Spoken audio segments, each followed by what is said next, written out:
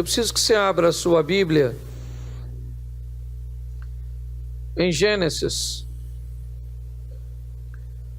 capítulo de número 16.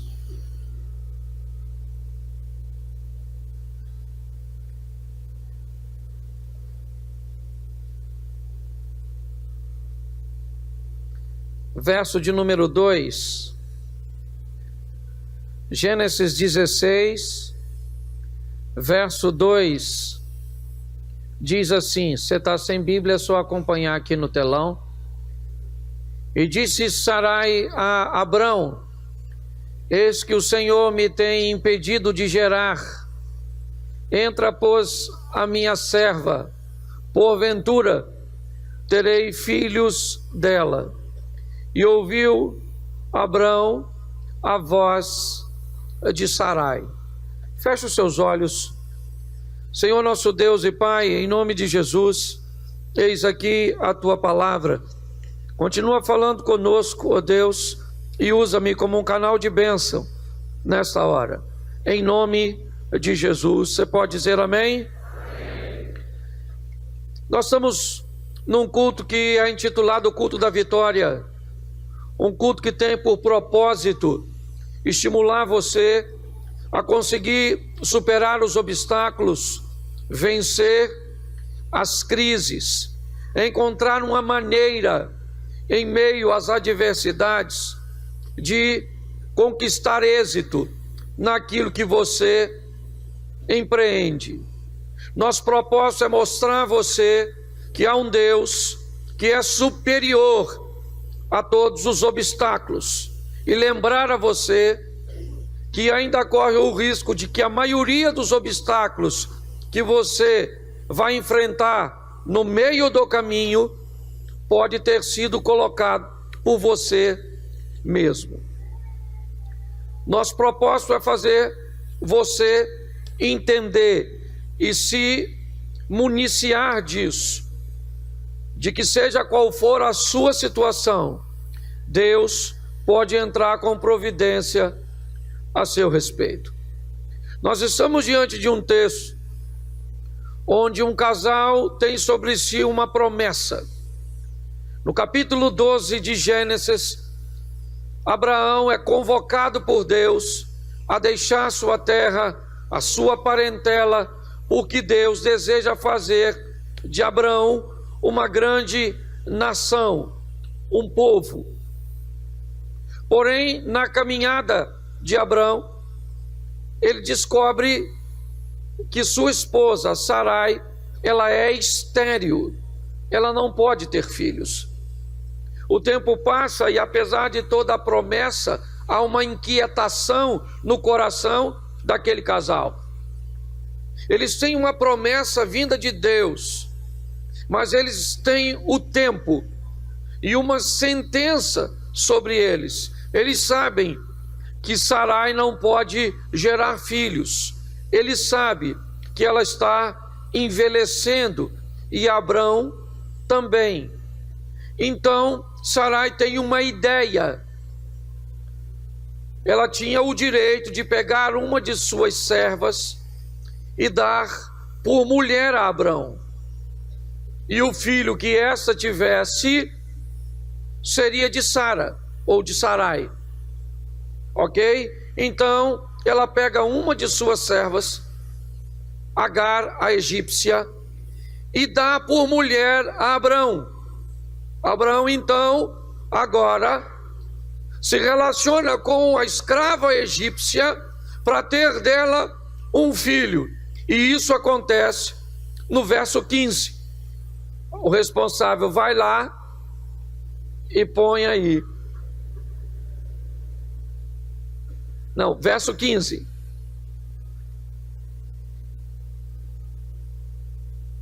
Isso. E Agar deu um filho a Abrão, e Abrão chamou o nome do seu filho que tivera Agar. Como é que foi o nome? Pois bem, é sobre esse rapaz que eu quero falar. Eu quero mostrar a você como este moço entra no cenário e que oportunidade esse rapaz vai ter na vida. a oportunidade de ser filho do patrão.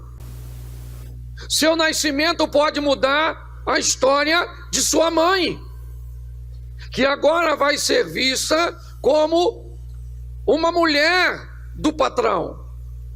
É assim que Agar agora vai ser vista como alguém privilegiada. E ela tem um filho. E esse filho, ele vem exatamente para dar continuidade à semente daquela família. Ismael é visto como uma bênção naquela família. Por quê? Porque ele veio para suprir uma necessidade. A necessidade que Abraão sempre esteve preocupado com a possibilidade de toda a sua herança e toda a sua história cair na mão de um de seus moços, porque ele não tinha sucessão. Nós aprendemos aqui uma boa lição para a nossa vida: não existe sucesso sem sucessão. Só existe sucesso quando, após a sua passagem, alguém pode continuar dando sequência àquilo que você iniciou. Quando nós olhamos para este momento, o que eu vejo? Um menino que nasce num ambiente muito legal, certo? Ele é filho de Sarai, a patroa. Ele é filho de Abraão, o chefão. E ele provavelmente entra com a perspectiva de herdar tudo. Sim? Sim ou não? E é para isso que ele nasceu, para cumprir esse propósito. Abraão tem nada mais, nada menos, pasmem vocês, 86 anos. Deixa eu repetir, só para envergonhar alguns homens. O cara tem 86 anos, entendeu? Ouvi um glória ali. Louvado seja Deus, somos uma igreja pentecostal. O cara tem 86 anos, entendeu, querido? Vai ler a história do cara que tem 85 anos, 86, e ainda é pegador. Porque tem mulher aí reclamando de cara de 30. Os caras estão só no game, no joystick. Isso. Pois bem, você acha que para por aí? Abraão tem mais lição para nos dar? Pois bem, contrariando a expectativa até de Sara e de Abraão, ele recebe a visita de anjos que anunciam mais uma vez o nascimento de um filho. E agora Abraão está com 100 anos. Ou seja, Ismael já tem quantos anos nessa ocasião? Quantos? 14. Isso. O pessoal antigo fala de cabeça. Os adolescentes pegam 84. 14 anos o menino tem e Abraão continua pegando Sara. Um cara de 100 que pega uma mulher de 90, não é à toa que o cara é pai da fé, é ou não é verdade? Mas entenda bem, contrariando as expectativas, Sara fica grávida. E Sara tem um filho cujo nome é... Como é que é o nome dele? E agora? E agora? Isaac nasce e eu pergunto a você, para que serve Ismael? O mundo de Ismael desabou. A herança que era dele não é mais. O propósito pelo qual ele nasceu agora ficou ultrapassado, obsoleto. Ele agora pode ser descartado. Olhe bem, a história deste moço de herdeiro, ele agora não é ninguém. Pensa, com 14 anos, um adolescente. com toda a expectativa, com todo o respeito que as pessoas têm por ele, pois ele é o futuro dono de tudo. E com o nascimento de Isaac, ele não é mais nada, ele não tem mais função. Eu fico imaginando o choque, porque eu quero conversar com vocês hoje sobre a dificuldade que as pessoas estão tendo de sobreviver às decepções da vida, às perdas, às adversidades, às ameaças do mal. Ah, pastor, eu fui e falaram que o diabo quer me destruir. Ah, você foi em algum lugar e alguém, você já ouviu falar que o diabo foi dar sorvete para alguém? Pagou uma pizza? Todas as vezes que a palavra diabo entrar em cena, ele tem um propósito: roubar, matar. É isso que você tem que entender. Quando nós olhamos, principalmente na sociedade moderna ou pós-moderna, como queiram, as pessoas estão muito frágeis para lidar com perdas, com decepções, com dificuldades. Eu quero que você entenda, esse menino, com quantos anos? Com quantos anos? 14 anos o cara leva uma pedrada dessa. Certo? A partir desse momento, ele não é mais o herdeiro, ele não é mais o legítimo. Não. Ele não tem mais função. Ele é um filho de Abraão, que Abraão teve com uma escrava e pronto, porque o camarada agora chegou. Ele é o filho da promessa. Seu nascimento foi trazido, certo, por informações de anjos. Então ele é a bola da vez, e esse menino está automaticamente descartado. Tudo bem, mas eu pergunto, a vida dele precisa continuar.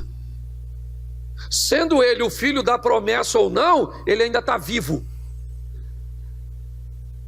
Sendo ele ainda reconhecido pelo restante dos funcionários de Abraão, por Sarai, por Agar, por Abraão, ou por quem quer que seja, ele ainda tem a vida dele que precisa prosseguir. Então quero te dar uma notícia: eu não sei o que aconteceu na sua história, eu não sei o que está acontecendo no momento hoje para você, e para muita gente, ou talvez até mesmo para você, parece que terminou, mas sua vida ainda não acabou, sua história continua. Esteja você vivendo um bom momento ou não. Ele deixou de ser? Sim, mas ele ainda está vivo, tem uma vida para dar sequência. Cuidado para o caos, para a dificuldade, para o problema não entrar na sua vida e paralisar você. Isso não tem a ver com poder aquisitivo, isso não tem a ver com poder intelectual, socioeconômico, não tem nada disso. Uma adversidade pode bloquear o caminhar de qualquer pessoa. Pode levar pessoas, inclusive, sem problema nenhum, a criar fantasmas na sua mente e tirarem sua própria vida. Nós temos que aprender a sobreviver. Esse menino aqui leva essa pancada. Sim. Mas eu preciso te mostrar algumas coisas que dão sequência. Primeiro, capítulo 21, verso 8. Põe para mim aí.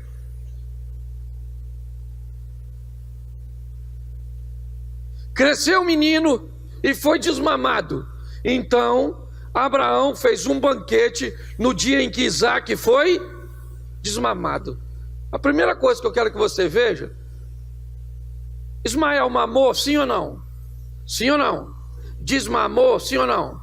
Depois você procura na Bíblia uma festinha para o dia que ele desmamou. Eu estou vendo festa para Isaac, mas eu não vi para Ismael. Se Ismael olhar para a vida dele, no meio da festa, para um irmão que ele não, é boa pergunta: por que ele tem e eu não tenho? Eu também sou filho, ou pelo menos era até o presente momento. Nós precisamos aprender uma coisa: a vida não vai nos dar tudo, nem vai dar tudo para o outro. É assim que funciona. E por favor, não fique traumatizado, porque você não tem as coisas que o seu irmão tem, que você não é magro igual a sua cunhada é, porque você, pelo amor de Deus, seja maduro para aprender que cada um tem a sua vida e a sua isso. Se não bastasse, o pai dele deu fez o quê? Não foi um banquete, foi se ainda fosse assim, um bolinho, uma velhinha, não, foi um grande, e ele teve o quê? Pois é, querido, difícil, não é? Você já está com vontade de chorar. Pois bem, minha esposa fala uma coisa que eu acho muito interessante. O problema de pessoas numa idade avançada ter filho. Porque o texto diz que Ismael faz uma brincadeira com Isaac. Implicou, zombou. Por quê? Porque eles são o quê? E se ela tivesse mais de um filho, sabia que irmão briga para sentar no meio do carro. Briga para entrar primeiro, briga para ir na frente, briga para não ir, briga para chegar, briga para sair, briga pelo pedaço do frango, briga pelo controle da televisão. Irmão faz o quê? Mas a dona tem um filho só, então não está preparada, sabe? O Ismael, ele implica com Isaac. Não sei o que ele falou, também não sou obrigado a saber tudo. É ou não é? Sei lá, falou, implicou. E quem é que olhou? A Sara. Sara estava olhando. Ismael implicou.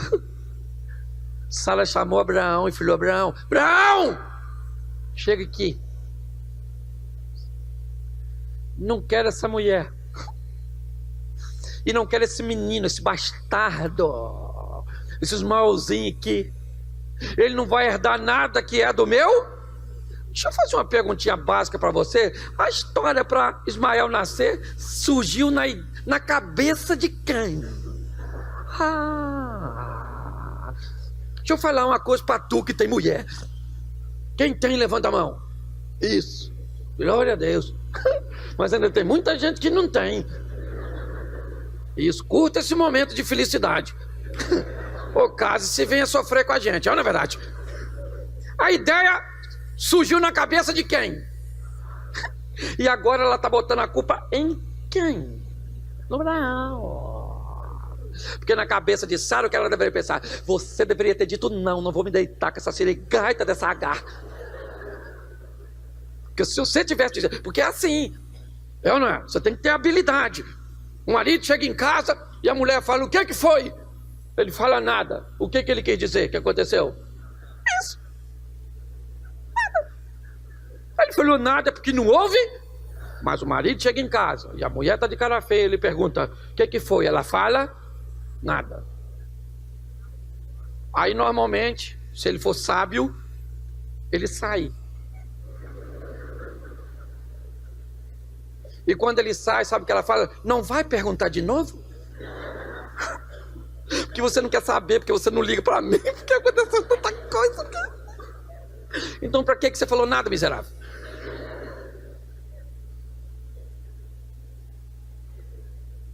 Sara chama Abraão e diz: eu não quero esse menino aqui. Manda ele embora. Pô, gente, aí já é demais. É ou não é? Aí já é demais. Eu estou falando humanamente. Quando você vai para o contexto da história, você sabe que são duas alianças, você sabe toda a história, mas não é disso que eu estou tratando. Eu estou tratando de alguém que sai disso sem trauma. É disso que eu estou tratando. Porque o menino agora olha, certo? E no meio de quê? De uma festa. o pai dele chama ele e a mãe e diz: vocês vão embora daqui. Deixa eu só descrever a vocês. Isso não aconteceu em São Paulo. Não. Isso não aconteceu no Rio de Janeiro. Isso aconteceu no deserto. Só para você entender. Não era assim como vai embora daqui e vai para ali pedir uma ajuda, pedir uma esmola, pedir um donativo, pedir uma cesta básica. Não. Abraão está mandando embora e o que tem pela frente é um deserto. Não tem nada. E aí eu te pergunto, se Abraão estava tão preocupado lá naquela tenda, quando disse que Deus tinha dado a ele tanta coisa, e por mais que ele não quisesse deixar herança tão grande assim para Ismael, pense bem, você não acha no mínimo estranho um cara com o poder aquisitivo de Abraão, no meio de um deserto, despedir uma mulher e um menino, e não dá para ele nada, a não ser um pouquinho de pão e um odre de água? Ismael não leva um camelo, não leva um cabrito. Ismael não leva um colar de ouro para vender. Ele não leva nada. Ele não leva um escravo, um servo. Ele não leva nada. O que entregaram na mão da mãe dele foi um pouco de pão e um odre de água. Despediram ele para quê? Numa ótica humana, eu diria você, despediram esse menino e sua mãe para eles morrerem no deserto. É lógico que me parece, o texto diz que Abraão estava tão intrigado, ele não queria fazer, ele só fez porque foi orientado por um anjo que disse a ele: pode liberar o menino, porque eu vou fazer dele uma grande nação. A promessa está em Isaac, mas esse menino vai ser uma grande nação. Se vai ser uma grande nação, vamos dar condições de o menino começar com alguma coisa. Vamos dar alguma coisinha básica para ele dar início, startar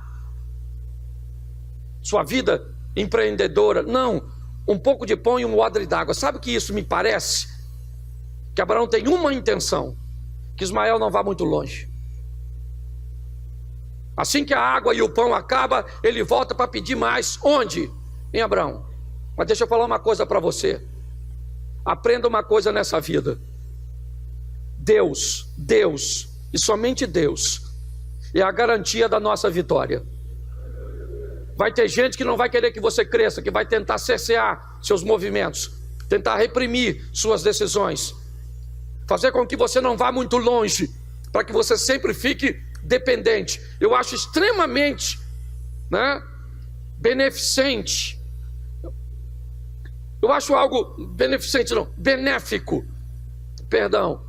Alguém que vive uma vida de dependência, depois ela vive uma vida de independência. É como nós treinamos nossos filhos. Eles nascem e são totalmente dependentes, crescem e acham que são totalmente independentes, e amadurecem e descobrem que o certo é ser interdependente. É um dependendo do outro. Então, dá uma olhadinha nessa situação. Abraão, me parece, não deseja que seu filho vá muito longe. Volte. Eu quero saber como é que está a sua vida, eu quero saber como é que está a sua história, eu quero saber como é que as coisas estão andando. Ele não foi treinado para isso. Ele foi treinado para ser o herdeiro de uma grande fortuna. É para isso que ele foi treinado. Ele não sabe trabalhar. Não. Seu treinamento foi: eu vou ser o sucessor de Abraão. Mas agora não é mais nada. Ele está indo embora com o quê? Com nada. Então vamos tentar olhar um pouquinho para trás. Por quê? Porque hoje é o que as pessoas mais fazem, é olhar para o ontem. Vamos dar uma olhadinha. Vamos lá.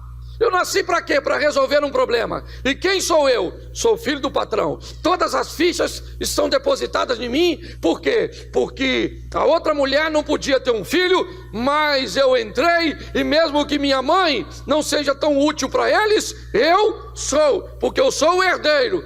Pois bem, não sou mais. Agora o herdeiro é Isaac. Bom, agora eu fiz uma brincadeira com meu irmão e me mandaram embora. Tá tudo jóia. Sou filho do patrão, o cara é muito rico, vai me mandar com muita coisa. Não, você vai com pão e água. E com provisão para pouco tempo.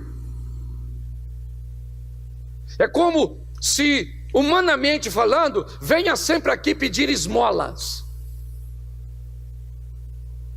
Venha sempre aqui bater continência. Venha sempre aqui, certo? Porque você depende de mim para sobreviver. E ela vai embora com odre de água, um pouco de pão, e só para você não esquecer, no meio de uma festa. A história desse moço paralisaria muitos de nós. Ele de rico ficou pobre no nascimento de um menino, ou na gravidez de um menino.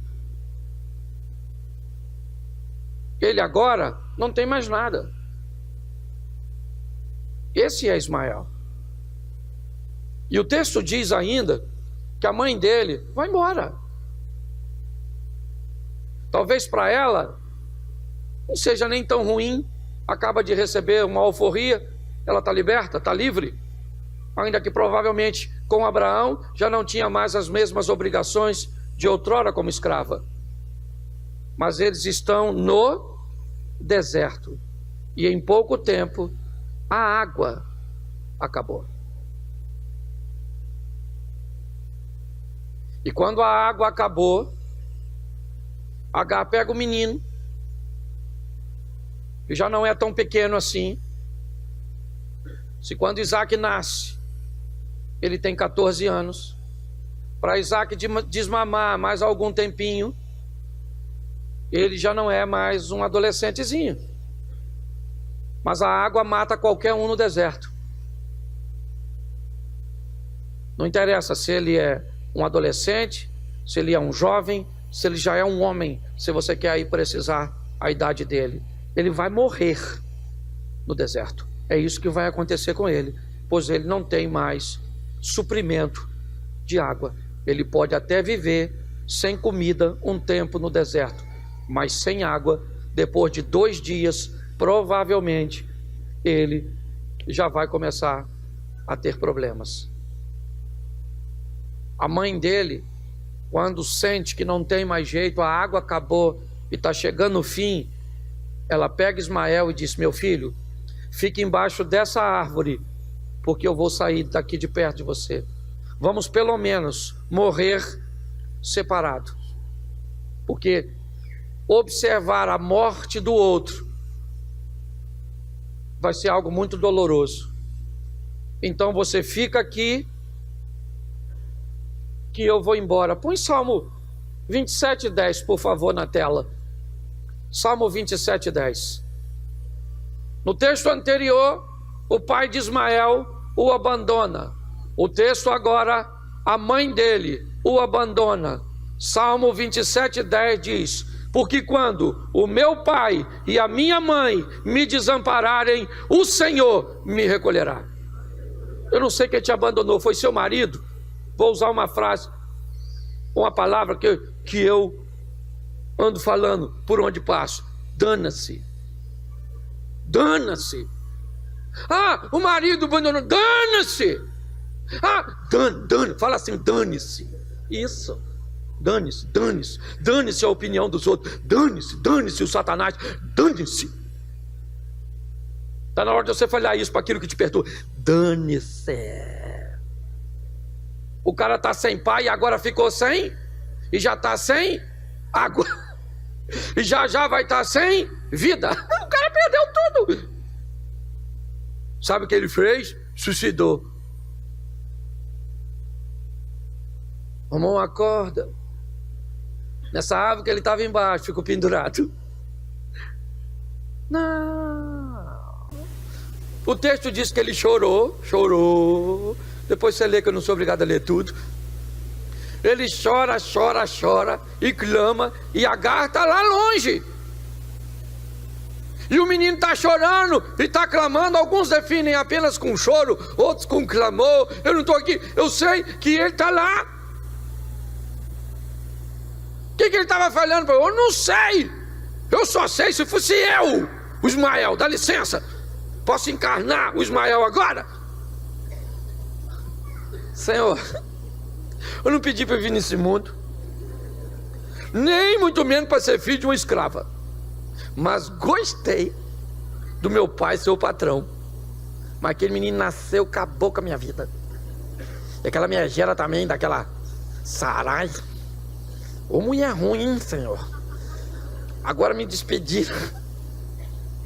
Papai tá lá só com aquele camelão 2.0, ar-condicionado, e eu saí a pé. Meu pai tem dinheiro pra caramba e eu tô duro. Agora a água acabou. E eu vou. Eu ia falar com Deus. Eu não sei o que ele falou com Deus, mas eu sei que ele falou com... Mas o que ele falou? Eu não sei, dane-se. Eu só sei que ele... Isso. Com quem? E o que ele falou? Mas ele falou. Mas falou o quê? Mas ele falou. Você veio aqui, você pode falar com Deus. O que hoje? Sei lá. Não sei o que você está precisando. Eu sei que o menino fala com Deus e a gata lá chorando. Vou morrer. Vou morrer. Vou morrer. E o garoto está lá, falando com Deus. E a gata o quê? Isso você decide, H. Se nesse texto você é H ou você é Ismael. A gata achou, Ismael está lá, pronto. É assim que funciona. E o texto diz, já estou acabando já. Presta atenção aqui que legal. 21:17.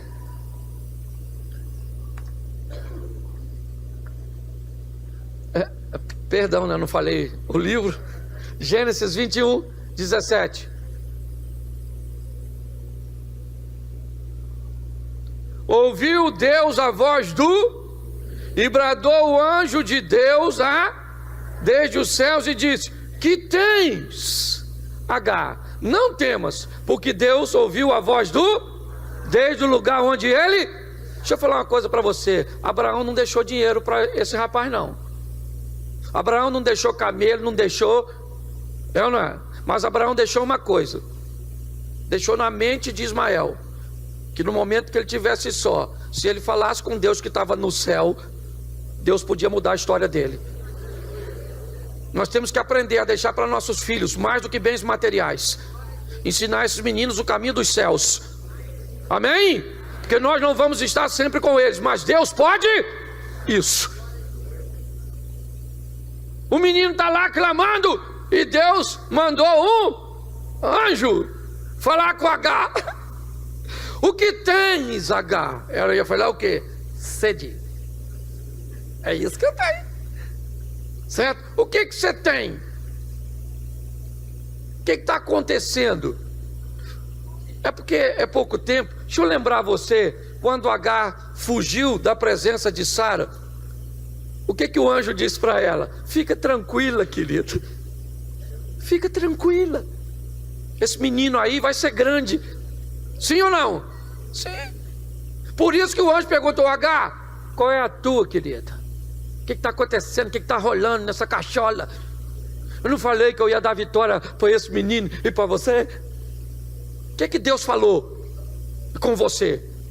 O que Deus tem falado com você e comigo? Porque eu também prego para mim. Você acha que eu não tenho as minhas crises? Tem dia que eu estou afim de jogar tudo pro alto. Você acha que eu também não tenho problema no casamento? Você acha que eu não tenho problema com o filho? Não tenho problema financeiro? Não tenho problema de saúde? Não, eu sou o Iron Man. Longe disso. E muitas vezes eu me envolvo, estou em problemas que eu não tenho como resolver. Então eu falo com quem? É só vai na administração e fala com a chefia. Olha só, o menino falou e Deus mandou anjo. O anjo foi lá e falou: ô H, qual é a tua, querido? Por que tu está nessa? E sabe o que é interessante? Olha o que diz. Põe o verso 18. Ergue-te, levanta o moço e pega-lhe pela mão, porque dele farei uma grande... Ele já tinha falado isso, sim ou não? Isso. Põe o 19. E abriu Deus os olhos e viu viu o quê? Bom, presta atenção. O texto não diz que Deus fez o poço aparecer. O texto diz que Deus abriu os... De quem? O que indica que o poço já estava e ela que não estava. Porque às vezes o caos toma nossa mente de uma tal forma que a solução está bem pertinho de nós e nós entramos num desespero tão grande que não conseguimos ver a solução que Deus já colocou perto de nós. Você está entendendo? Você não vê saída porque você está vivendo, porque você está bloqueado por um medo, pela angústia. Mas Deus abre os nossos olhos para que vejamos uma solução que já estava disponível. Amém? Sim, é o que o texto diz. Ela foi então e encheu o odre e deu de beber ao verso 20. E era Deus com o moço, cresceu e habitou e foi. Olha para mim, deixa esse texto aí só um minutinho. Quem era com ele? O pai dele era com ele? A mãe dele era com ele? O irmão dele era com ele? O dinheiro era com ele? Quem era com ele? Pois é, querido. Aprenda uma coisa: deixe Deus agir a seu favor. Deixe Deus entrar com providência a seu respeito. Não fique se queixando dos recursos que você não tem. Abra seus olhos para ver o recurso que Deus colocou disponível para você. Amém? Isso. Pare de se queixar. O choro não vai te levar a lugar nenhum. Vai clamar que Deus envia a resposta. E abre os seus olhos para que você veja que a solução está mais perto de você do que você podia imaginar.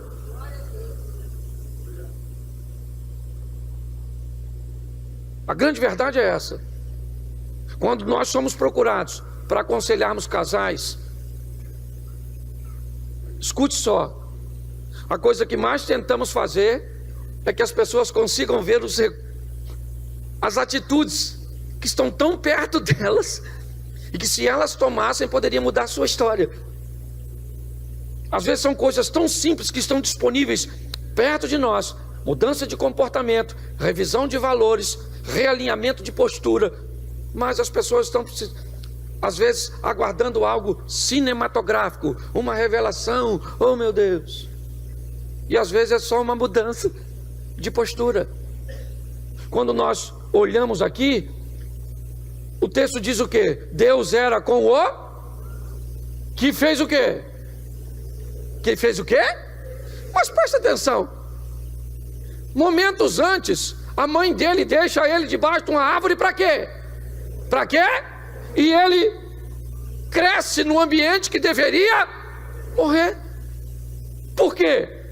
Porque Deus era com ele. Ele habita onde? Habita onde? Isso. Não sei se você gosta de história, geografia. Eu não sei se você acompanha documentários, mas se você gosta, por exemplo, de programas que envolvem animal ou animais, já viu como é que se adapta a animais que vivem no deserto? De onde eles conseguem tirar recursos? Como é que eles conseguem provisão de alimentos? Como é que eles conseguem abrigos?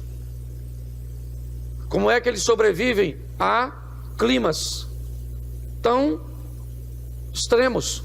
À noite, frio demais. De dia, quente demais. Pare e pense. Esse menino cresce onde os outros morrem. Ele mora onde ninguém vive. Olhe bem. É um camarada que se adaptou.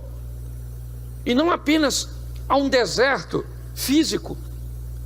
Esse moço foi obrigado a aprender a sobreviver os desertos emocionais, as secas, as escassez, o abandono, a solidão. E é isso que essa sociedade pós-moderna tem dificuldade. Qualquer probleminha, o caos se instaurou. E não é frescura, não. Eu não estou falando de gente fresca. Eu estou falando de gente que não é preparada para isso.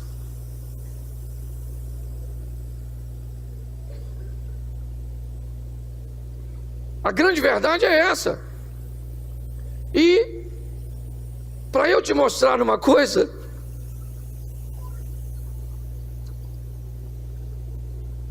põe para mim capítulo 25, verso 1, Gênesis. E Abraão tomou outra mulher, seu nome era Quetura, e gerou-lhe Zimrã, Joquzã, Medã, Miriam, Isbaque e Suá. Gente, você pensou que Abraão só teve 2 filhos? Não pensou? Ele teve quantos? Quantos? 6 aqui com mais 2? Fala para mim, quem foi o Zirã? Tu sabe? Nem eu. O Juquizã. Os caras parecem até coisa de lutador de karatê. A Midian, você sabe o que ela fez? Sabe não, né? Pois é. Dos filhos do Abraão, quem está pior? Quem? O Ismael? Sim ou não? Sim ou não? O cara ficou rico, cresceu, venceu no deserto. E esse patota aqui? Ao que diga de passagem, coadjuvante. E só passando atrás assim dos atores principal. Porque é assim que muita gente está vivendo. Você olha ele na vida, ele só passou assim atrás. Não consegue desempenhar um papel principal. Na vida, nada. Se você achou que o pior era o Ismael, menino, Ismael ficou rico. O Ismael rebentou a boca do balão. Ele só não foi quem? Isaac. Ele foi quem? Ismael. Você já imaginou se ele ficasse a vida dele pensando: eu queria ser Isaac, queria ser Isaac, queria ser Isaac. Ele seria quem? Ele seria quem? Pois é. Não queira ser quem você não é. Entende? Viva o que Deus tem para você. Pronto. É isso aqui. Olha que beleza. 25, verso 7. Estes, pois, são os dias de vida de Abraão. Abraão viveu quantos anos? Quando Abraão morre, Isaac tem quantos anos?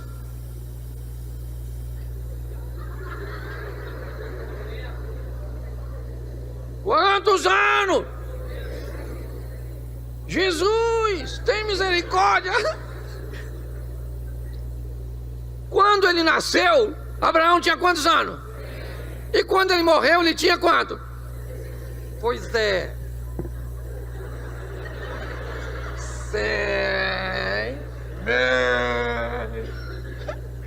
175 menos 100, dá quanto? Legal, uma matemática difícil, eu sei que é difícil.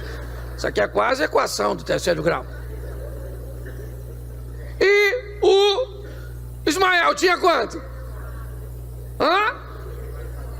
Mais 14. 75 mais 14. 8. Isso. Glória a Deus. Você nunca pensou que aprenderia matemática numa pregação? Querido. A gente precisa mexer na memória dos outros. Põe o verso 9. Sepultaram-no. Quem? Pois é.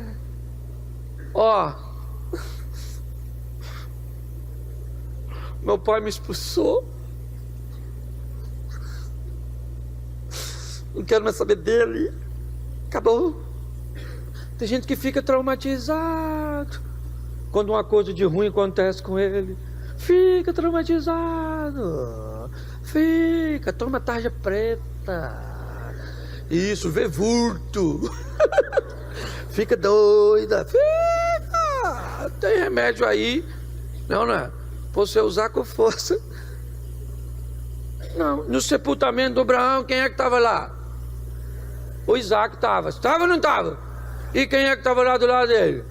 O Ismael. Filhão, e aí, mano? Beleza? Papai morreu, hein? Pronto. Acabou. Você quer saber? Dá uma olhadinha depois na história desse moço aí. O que ele deixou de legado. Deixa eu falar uma coisa para você. A vida é dura para quem é mole. Nós vamos viver cá, vamos viver luta no mundo, tereis aflições. Pronto, terei aflição. Pronto. Pastor, por quê? Porque vai ter. Eu não quero, quero vida. Você não quer? Aqui, nessa rua aqui, ó. Lá na frente, assim, ó. Tem um morrinho. Não é muito longe daqui, não. Você pode ir até agora. Tem um cemitério aqui, bom. Lá você não tem problema com ninguém. Tô cansado de ver isso. Sabe? Reclama que anda a pé. Eu tava ali na Mantiqueta, tentando vir pra cá de bicicleta. Pensa na quantidade de carro e bicicleta naquele horário de almoço. Isso aqui parece a China. E bicicleta pra lá e pra cá, e eu querendo. E aí eu comecei a conversar com o outro rapaz do outro lado, porque não tinha como passar de tanto carro e bicicleta. Aí o cara falou: isso aqui tá o caos. Eu falei: nada, meu xerém cresceu, dá licença. Isso virou uma grande metrópole. O cara estava chateado com o crescimento. Então, pelo amor de Deus, eu sei que a vida não está fácil. E se você pensa que é só para tu, sabe de nada. Tem gente passando dificuldade aí, terrível. Então vai viver sua vida. Pode querer ser quem você não é. Ande com Deus, deixa Deus agir na sua vida. Pastor, estou no deserto. Dane-se o deserto. Vai prosperar no deserto, vai crescer no deserto. Pastor, uma crise, o dólar está 4 e pouco, meu filho. Que você mora na América? Pastor, casamento é difícil. É casamento que é difícil? Então criar filho é fácil. Viver com sogra é fácil. Ter cunhado é fácil. Por que bota tudo a culpa no casamento? Viver é difícil. Entendeu? É assim que funciona. E nós vamos vivendo de fé em fé, de glória em glória. Vamos deixando que a graça do Senhor nos alcance. Então fala para quem está do seu lado assim: dana-se você também. Olha como é que você ficou feliz, seu problema nem resolveu.